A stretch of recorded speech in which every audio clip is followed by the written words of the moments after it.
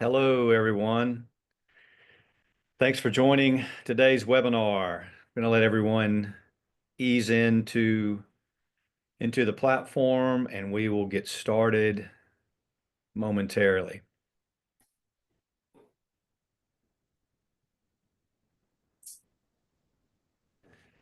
Welcome, everyone. Got a good turnout joining us. We're going to start here momentarily, just letting as many folks join while we're waiting.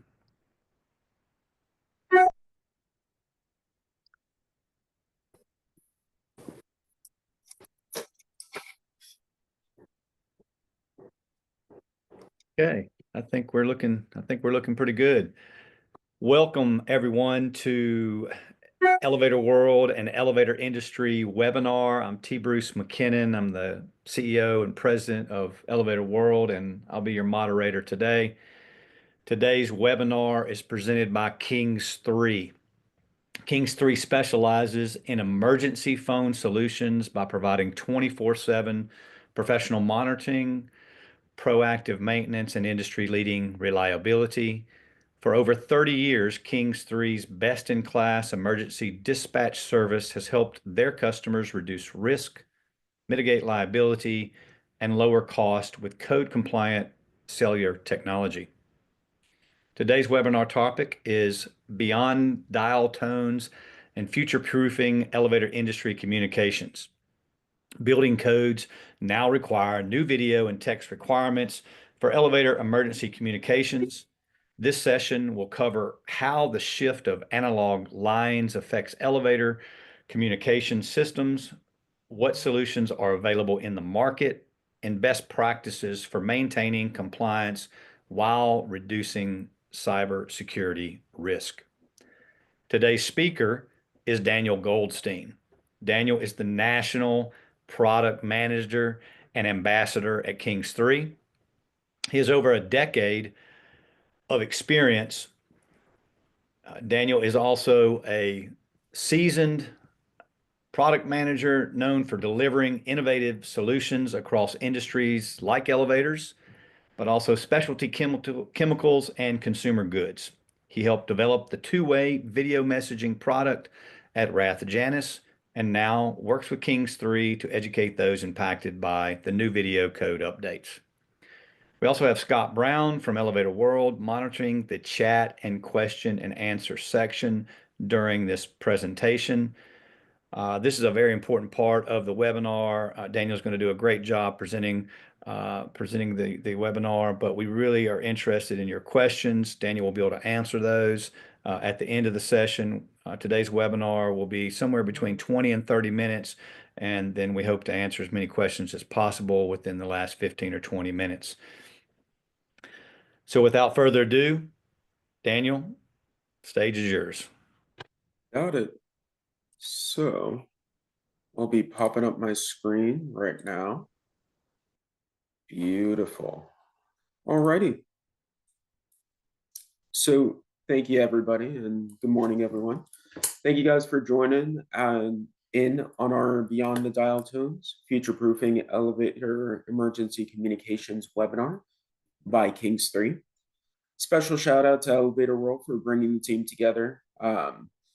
We'll be focusing on the updated requirements tied to the video monitoring and two-way messaging code, what that actually looks like, and how we're really going to put forth.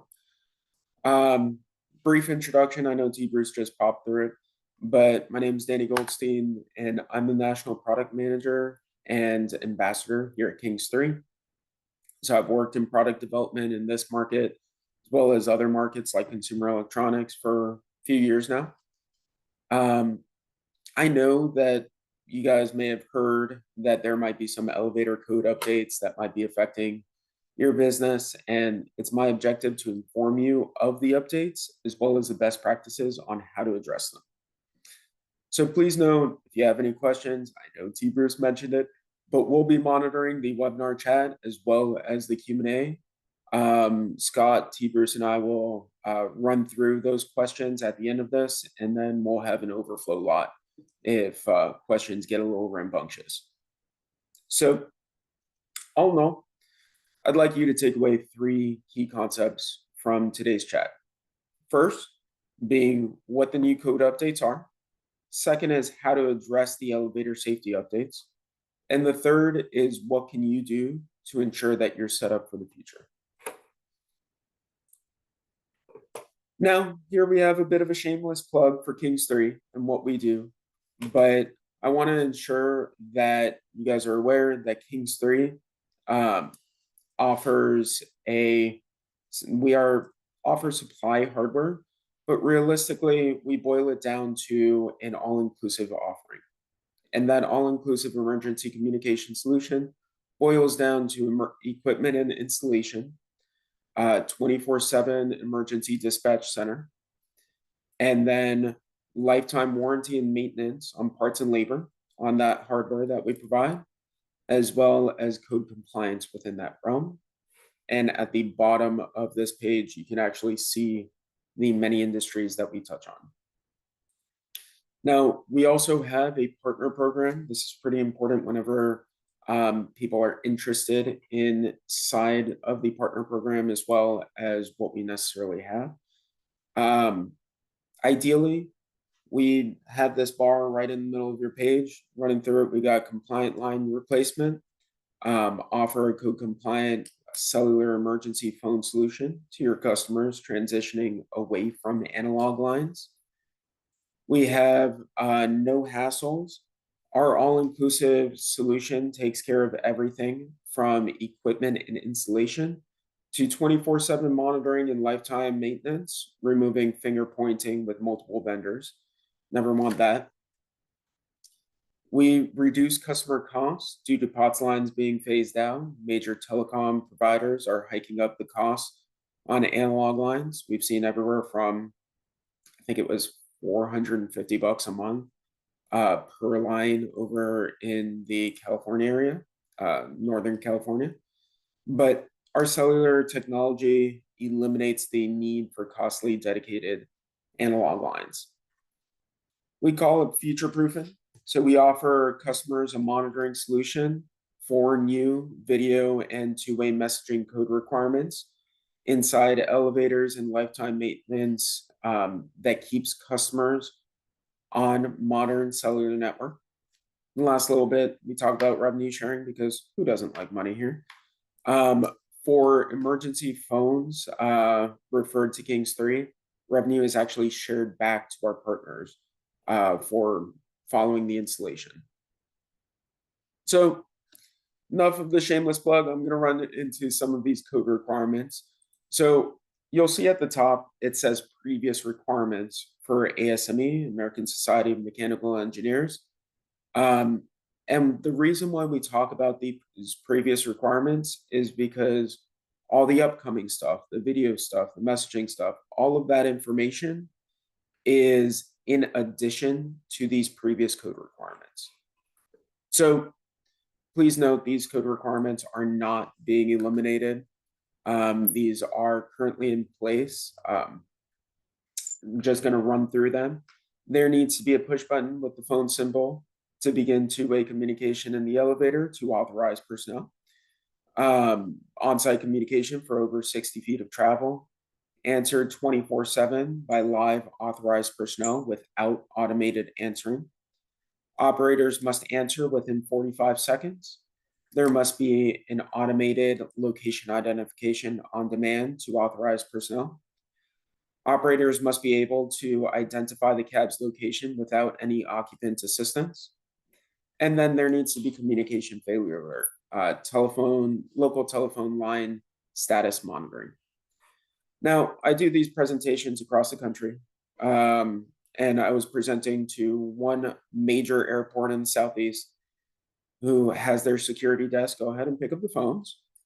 And they said, wow, 45 seconds to answer the call. I don't think our security team does that. What does that mean? Well, outside of it meaning that you're out of compliance, these code requirements, again, were already in place. This is in everything that we're going to be talking about with the video messaging is in addition to these code requirements that you see in front of us. So Before I get into the big old mess of video messaging systems, I'd really like to address some of the reasons for change. I promise you, you'll see this slide over again fairly soon. But some of the key reasons for change that we boil down are safety, monitoring failures, and financial implications. Now, we just ran through what I consider the bar for emergency communications within elevators. That is just the bare minimum of what is required. And if we go through a scenario, I always bring up my father-in-law inside of this, but my father-in-law is deaf in one ear and has had 3 heart attacks. So as we go through that process, in the previous requirement, if the man was in an elevator, starts having a heart attack, pushes the call button, and collapses, well, on the authorized personnel side, they would need to call into the elevator, not hear a response, assume that it is a false alarm, and could hang up. This code requirement now requires authorized personnel to go in and look at the video, therefore increasing any possibility of monitoring failures, which is not necessarily a monitoring failure, that's more of a safety requirement, but it is important to keep in mind that this enhances the safety of occupants. Next bit, when we talk about monitoring failures, there's a lack of appropriate standardization in monitoring, and that's really led to inconsistency within the monitoring environment, where you have, for instance, calls going straight to the maintenance company's receptionist desk or the cell phone, for instance. Those say it's being picked up and it is allowed by code within that region. Well, that's acceptable, but what happens when someone is trapped in the elevator at 2 a.m.? Last little bit is financial implications. And when we really talk about it, that's more of cost reductions. Occasionally, there are certain municipalities that require calling emergency response and first responders to situations where a call was not picked up. So there was no response on the other end of the call. That racks up fees and that racks up costs of false alarms. So before we move into all of these video messaging systems, all of these code updates, I'd really like to address that this is under A17.1, which implies the requirements are for new installations and major modernizations. Now, when we talk about major modernizations, the question is what defines a modernization? Well, it depends. And it depends on the local qualified elevator inspector. Now, traditionally, what we've seen as what would trigger the need for these code updates are pulling a permit, because when you pull a permit, you gotta go ahead and update the elevator. As you're updating the elevator, you have to modernize it and therefore update it to the current standards. Very quickly, as we address A17.1 2019 code requirements, for 2.27.1.1.1, there's actually a section, this underlined section was added in. Previously, it was not required, but it states that a communication means between the car and a location staffed by authorized personnel who can take appropriate action shall be provided. Now, they didn't have that beforehand. Before it was, there needs to be a communication means between a car and location staffed by authorized personnel. Now, this boils it down to the location staffed by authorized personnel need to be able to take what we consider at Kings 3 full appropriate action. As a result, the voice and video monitoring must be handled by the same location staff by authorized personnel. We've had certain conversations where mostly people who have the security desk picking up the phones want Kings 3 to answer the video, which seems like a way of skirting around the code rather than being actually addressing what the code states. The code states, hey, A location staffed by authorized personnel need to be able to take appropriate action. Moving forward, I cut out a decent amount of the in between code requirements because we addressed those in the voice code, or what we considered the previous requirements. But these two big updates, when we talk about 2.27.1.1.3, has section D, which states that on the same panel as the phone push button, messages shall be displayed which permit authorized personnel to communicate with and obtain responses from trapped passengers, including passengers who cannot verbally communicate or cannot hear. Now, frequently we get pushback on this because there's a statement of, hey, why are we doing this just for a bunch of deaf people? I know that sounds insensitive, but that's what we've received, sadly enough. When we address it, this does not state that. This states people who cannot hear. That includes people who are hard of hearing and cannot verbally communicate. What's more, if we assess section K, and this has caused quite a bit of a stir, even though it seems the most straightforward to me, is a means to display video to observe passengers at any location on the car floor to authorized personnel for entrapment assessment shall be provided. Now, part of the stir here is because it requires adding in new technology into elevators. That's not just for security purposes or what have you. Video streaming from elevators to authorized personnel is now required. And the big question here is, well, now how do we address that? We realistically split it up into three key aspects.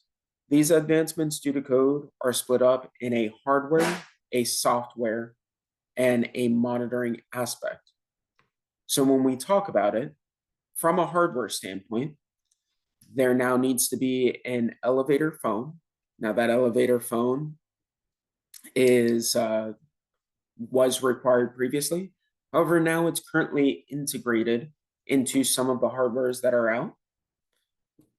There needs to be a video camera, a text display, and then finally an internet connection. That internet connection is so that you can actually stream that video. So if anybody has think about a Ring doorbell inside of their home, it's pretty similar in that aspect where you need the actual device, the hardware device. You need the software, which is the app. Then you got to have somebody to look at it. So when we talk about what the software looks like, well, that involves video feed access from a hardware manufacturer. That is realistically a login required access or web page from the hardware manufacturer where you can stream that video. There's a messaging platform on there. And then when we talk about monitoring, authorized personnel now need to, before the end of the call, if they do not hear voice requirements, they now need to review the video feed and send yes and no questions.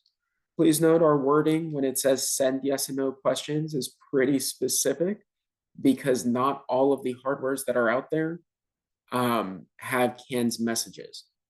It actually requires you to type it all out. And if you are required to type it all out, well, I don't know about you guys, but if you're anything like me and my family, there's quite a bit of typos in the messaging stream. So I want to touch on one thing that I said inside of the hardware area, which is internet connection. And I really want to dive into this because this connection needs to be stable. It can't be turned off and turned on if it's not working, sort of thing. And then it also needs to ensure that the streaming or the video camera stream has consistent internet access, as this is a life safety device. So 3 key areas when it comes to elevator internet options. We boil it down to building infrastructure, building or provider VoIP or voice over internet protocol. That's like a modem. And then finally, the cellular or cellular with FirstNet. And we always jump it over to cellular with FirstNet as the ideal option. But when we boil it down, make sure a couple key things are there. The first bit is code compliance. Make sure that that bad boy is tied to a 4-hour battery backup and that nobody is turning it on and turning it off. We had a massive storm here in South Florida 2 weeks ago now, and our internet died out.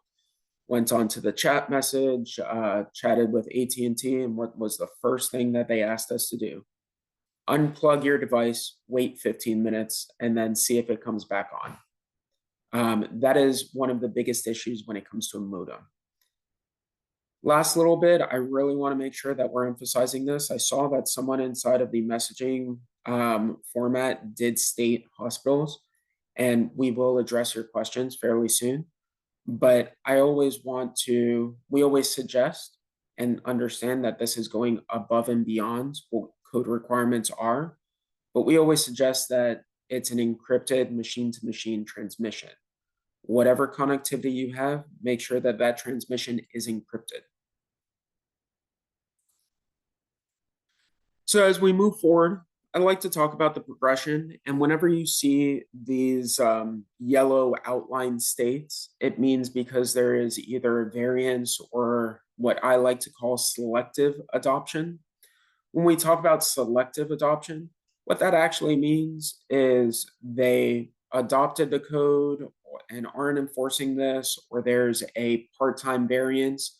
You'll see New York adopted a version of this code, but they're on the older version. But they thought that this was so valuable that they popped this into the New York City elevator code. So for instance, this is the original update in 2021. Then this is as of the end of 2024 for that video code. And this is really where I project the US to have adopted versions of this code by 2027. Pretty rampant adoption. Part of the reason for the speed of this adoption is because it's tied into the building code, actually. Not just the elevator code, but inside of the building code, IBC section 3001.2 explicitly states this. It actually started as a portion of the building code and then was adopted as a portion of the elevator code in greater detail. So I want to run through an example because it sounds tricky, sounds a little messy, but I'm going to go in the simplest format where this is actually a screenshot from our emergency dispatch center over in Dallas.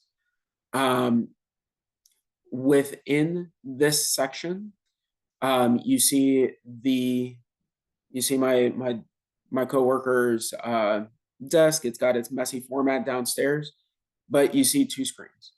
On these two screens, on the left-hand side, that is our voice communication format. And then on the right-hand side, you actually see one of those web pages popped up with a person inside an elevator. And it's a little bit tough to see, but that's a chat format of what it looks like. So if we were to look at it in greater detail, here you have a person inside of the elevator looking for a response of some sort. And inside of the messaging format, this is actually the Mad Mosaic 1 that's out here, where it takes over the PI or the position indicator on inside of the screen. And it states, for instance, an operator is online, stating that the connection has been established. It says, Kings 3, do you have an emergency? Passenger says yes. Did the elevator door fail to open? Yes.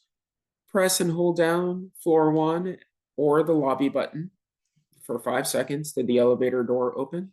No. and then we move forward with our own progression. Now, how companies have addressed this has been pretty interesting.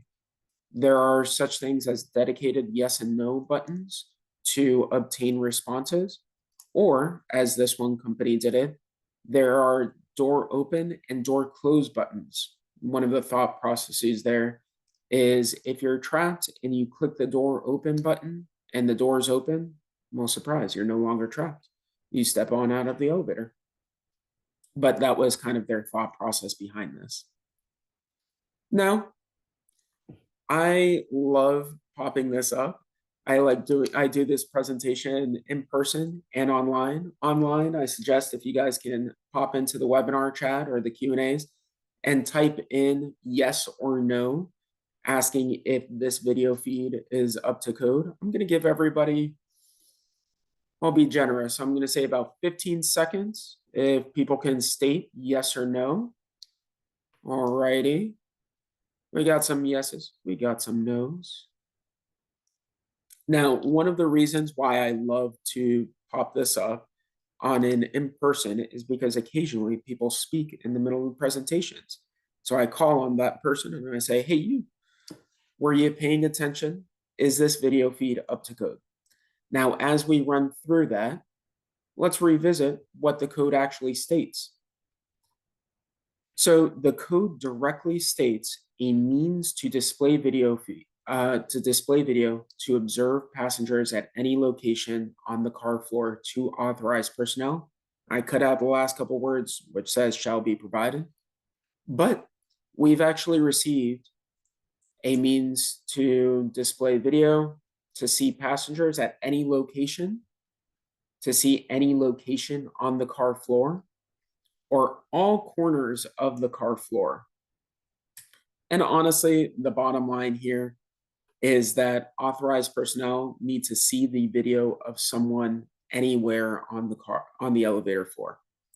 Now, I speak to inspectors and I'll debate back and forth with inspectors all day, as debating is in my nature. But if we run through it, I've seen inspectors get both a dollar bill of some denomination or a coin of some denomination and put it on the car floor and say, I will pass or fail you based off of your ability to tell me what denomination of dollar that is. Is it a $1? Is it a $5 or a $10? That seems to be missing the point here. Probably the best inspection that I've heard of was over in North Carolina. There was this really intelligent inspector that brought a basketball to the inspection, rolled it around the floor, and said, if you could see a basketball, you could see a person. So I thought that was pretty creative. But after talking about this, it definitely seems like there's been, like, it could be a pain, or at the very least, there are some hurdles that now need to be overcome. Well, we always boil it back to this slide. And I promised you guys that this slide was going to come back up. Part of the reason is that I built this presentation, so I was well aware. But the other portion of it is that there's a couple reasons for change that I really want to touch back on. When we talk about safety, this is addressing a series of occupants, not that are just deaf or mute, but that cannot hear or cannot speak. If you are hard of hearing, this addresses this format. Moreover, when we talk about regulating or standardizing the monitoring concept, well, this adds one extra level of requirement to monitoring companies. And honestly, from our standpoint, we love it at Kings 3 because we're damn good at our job. But this will raise the bar from what is just basic level requirements. And then finally, when we talk about financial implications, everybody needs money. Everybody loves money. That's why I'm here today, to be honest. But part of the concept is that there are financial implications involved in the monitoring process. This actually helps alleviate quite a bit of those. So I know that I've been ranting for a little bit, and I know I'm coming towards the end, but I'd like to touch on just a couple hardware options that I've seen inside of the market, one of which that we provide as part of our turnkey offering. And really, the main reason for putting this out here is that currently there's a lack of standardization on what it looks like inside of the market, but there is still the same requirement across the market. What that boils down to is that there are different screens, different ways of displaying the messaging up here. There are also different ways of displaying the camera. For instance, you have, I will go ahead and do the laser pointer. You have this one and this one. This is the Kone system, I believe, and this is the MAD system. Both of those take over the position indicator. They do not have a dedicated screen for the messaging format. It's more incorporated into the one screen that could be used for advertising in other formats. These two segments, this is the Vortec Worcom Plus, which Kings 3 is pretty darn familiar with. Same thing with the Rath Smart View 2, very familiar with both of those. But these have dedicated screens that only turn on at the time of the emergency button or the phone button being pushed. And then you have different cameras out there.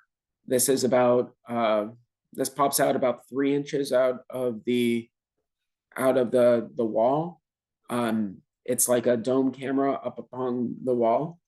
This is called a bubble screen or fisheye, which is pops out probably a 1/4 inch off of the wall. And then you have these two other options here, which are pretty common. This is called a corner mount, and then you also have a dome camera at the top of it. Now, the reason for bringing up this slide is not to say that these aren't in compliance. It's to say that there are different ways that manufacturers have addressed this format, and they could all be in compliance depending on the location. And we strongly suggest, if you have any questions, bring us in. So, a couple of things to consider, and I promise you we're headed towards the end of the presentation, so please stick with us. Two things are hardware matters. Installers will provide the necessary hardware components, but you have a say in what hardware you choose or you select, what you order. Next bit is choosing flexibility. We say there's a term in the industry which is necessarily non-proprietary, but another way to take a look at that is not all hardwares are easily transferable. So just be sure to choose a video messaging system that's compatible and transferable with multiple companies and multiple monitoring providers. So last little bit, I want to boil down 3 key takeaways. Key takeaways. 1, secure the video feed by requesting an encrypted cellular gateway. That's always our go-to. Make sure it's encrypted. Strongly suggest cellular. That is our recommendation. Next bit is request an easily transferable or non-proprietary video messaging system. And then the last one, and this is, again, shameless plug here, bring Kings 3 early and often throughout the process. If you guys have any questions, I'll show you guys my contact info in a wonderful photo that my marketing department decided to put up. That being said, it's important to be aware of what's there and rather be safe than sorry. Bring us in, ask us the questions. That's kind of our job to answer the questions. Now, as promised, here's my contact info. I'm going to run through the webinar chat in a minute and run through those. But if I don't get to your questions or something pops up later on, feel free to contact me. That's my cell phone, and that is my work email. So I'm gonna jump into the chat real quick, make sure that I address certain questions that are there. Um, Towards the end of it, I'm gonna jump over and request that T. Bruce or Scott can ask some questions if they came up in the Q&A portion, but I'm zoned in on the webinar chat. Okay, guys? All right. So the first bit, hospitals in isolated communities where the travel time is greater than 2 hours from the nearest elevator company. If they have calling, if they have calling the elevator company in their procedures, does that comply? Technically, it complies, but it depends upon the what we call the building, the emergency building protocol. So if the emergency building protocol is, hey, you need to contact the elevator company, or if there is a medical device, granted you're in the hospital, but say there is a requirement that requires emergency responders to come in, that's a portion that needs to be addressed and discussed upon the initial conversations with the monitoring company. We strongly suggest having those conversations. If you have any questions about that, feel free to message us, but that's a large portion of our procedure. I have Mr. Michael came in and asked the question, can elevator companies integrate their own 24-hour emergency phone monitoring with King's 3's phone? Monitoring is part of our solution. We don't just offer a phone or a piece of hardware. That's not really our jam. Our entire focus is to provide emergency elevator communication devices, and that's really our objective. From a customer's viewpoint, is King's 3 a replacement of one, the physical phone installation, or is still elevator company responsibility? If you are a King's 3 customer, and I mean, and we have that agreement with you, we actually go in, replace the phone, and if you are a turnkey customer, which is a new initiative that we're putting forth, for certain hardwares or hardware that we warranty, then it's our job.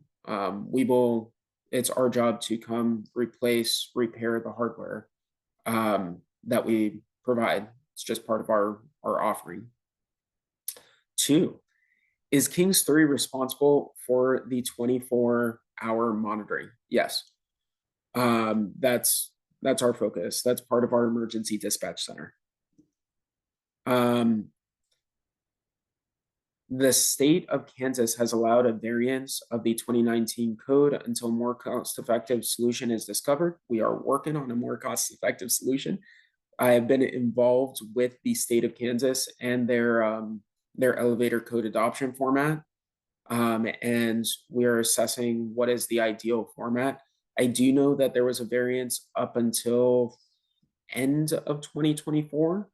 However, I didn't know that it continued into 2025, so I really appreciate that, Jason.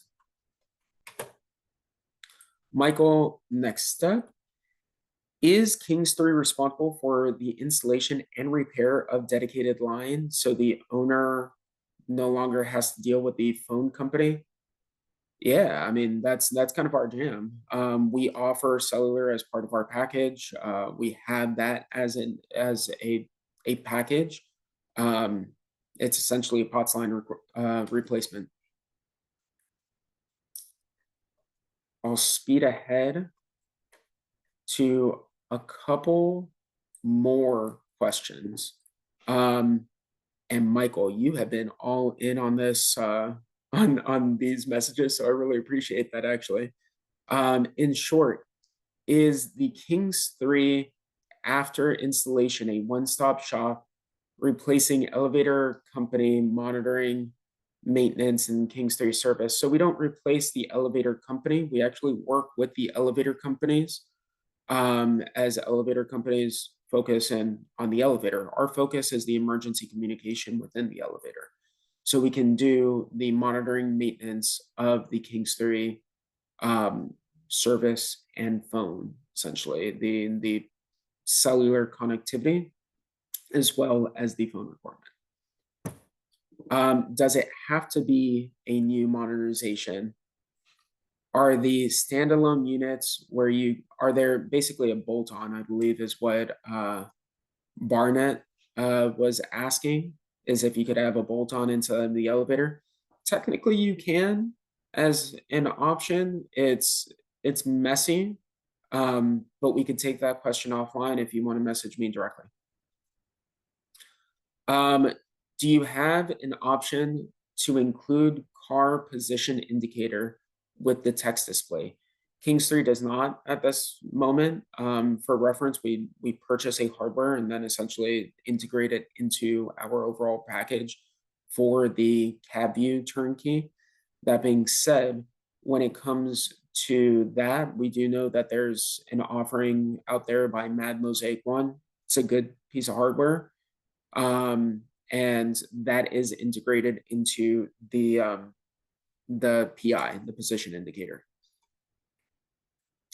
Now, I'm gonna answer two more questions and then shift over to you, T. Bruce, if you're ready to roll. These next two questions are: does Kings 3 work with Canada? Yes, we have. We have a sales team in Canada, and we do work in Canada. Does Kings 3 provide support for the mechanics installing your product? We actually have our own installation team. That's a big portion of our offering. We have installers. That's our whole shebang.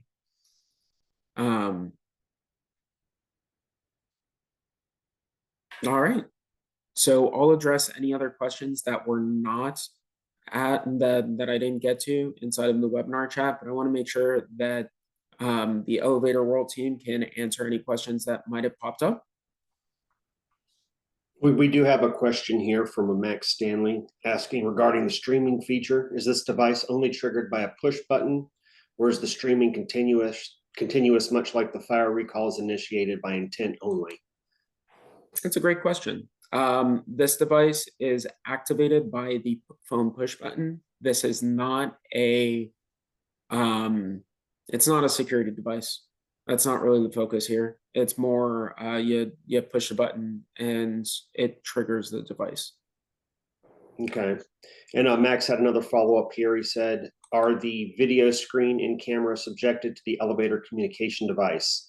Any failure, camera, video, audio, communication device failure will initiate the communication failure device in the hall. So that's an awesome question, Max. And I really appreciate it. The answer is not necessarily. That it's not necessarily integrated into the communication failure device. We do audits of our videos to make sure that they're working. It's also how we collect data on what is working and what isn't working. But yeah. And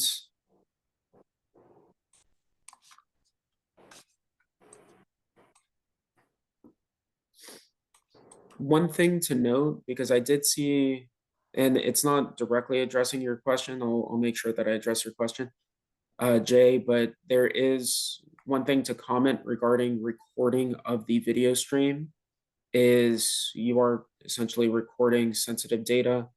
To my knowledge, nobody really records the video feed or the voice. Kings 3 does. We encrypt it, we have a database, it's all located inside of the US to make sure that we appropriately address all laws that are tied with those recordings. And we will give those to customers if requested. That's recording both the voice and the video streaming of incidences to make sure that that we have it capable and ready for you. When does this code become effective, or is it already in place? And that was a question by Mary. To answer your question, it depends on where you are. The code is adopted on a state by state or municipality to municipality level, which makes it very, very messy. I did have a slide in there. I know that we'll be sharing this PowerPoint later on. But if you want to type out where you are, and I got most places memorized. New York. So New York, it is adopted by the building code for the statewide adoption. If you take a look at it, if you're in New York City, and I guess the greater boroughs, it is actually required. It was adopted in New York in November 7th, 2022 as a portion of they adopted 2013 code, but felt this was so important that they would pop this into their emergency communication portion of the 2013 code. You're welcome. So I will answer. I don't know if Scott or T. Bruce, you guys have any questions that you want me to answer right now, and if not, I'll pop one more in there, and then we can head on out. I don't want to keep people here all day, if that's all right. That sounds Head good. nods. Go on, T. Bruce. Do you have any questions? No, sounds good. I think one more will be great. It looks like we've had really great engagement. So yeah, go ahead. Yeah, absolutely. So one key thing that was brought up that I didn't mention, and I really appreciate Ray bringing it in because we'd rather be right. We'd rather know the right answer than try to change the answer so that we're right, right? But one thing that Ray brought up is what solutions do you offer for on-site lobby phone for the elevators within or over 60 feet of travel? So 5 stories and above. When we really take a look at that focus is that's part of our turnkey offering that we are just getting started. For reference, this is brand new, brand spanking new, and it's also dependent upon certain locations. So if you guys have any questions about that, feel free to message me. We do know that there are offerings out there for the lobby phone, whether that is the Rath, whether that is the Rath Smart Rescue, the BOSS system I believe they're integrating, as well as the command center, or there's a master station that comes from Mad Mosaic 1.